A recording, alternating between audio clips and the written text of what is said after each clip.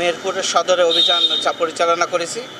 এখানে আপনার একটা ঢাকা কাচ্চি বিরিয়ানি, জ্যোৎস্না বেকারি এবং আলবারাকা লাইভ বেকারি আমরা মনিটরিং করি। আমরা এখানে তিনটা বিভিন্ন কারণে মোট ৭০,০০০ টাকা জরিমানা করা হয়েছে।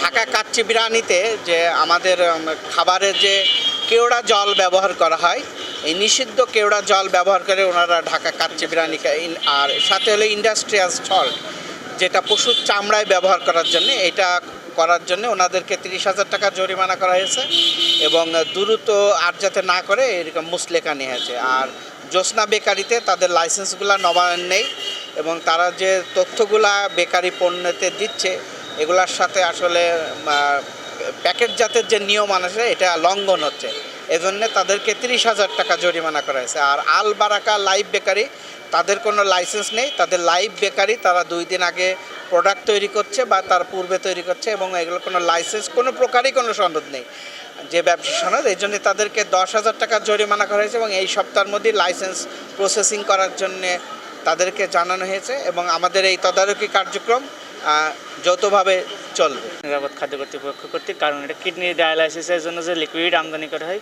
এটা সেই কিডনি ডায়ালাইসিসের লিকুইড, এটা আদতে যে ন্যাচারালি যে কেওড়ার ফ্লেভার দিয়ে তৈরি করা এই ধরনের কিছু না। এই কারণে এটা নিরাপদ খাদ্য কর্তৃপক্ষ কর্তৃক নিষিদ্ধ এবং এটি আমাদের শরীরে বিভিন্ন ধরনের ক্যান্সার, কিডনির যে রোগগুলো, লিভার সিরোসিস, এই ধরনের জটিল যে রোগগুলো আছে এই রোগগুলো হওয়ার জন্য দায়ী।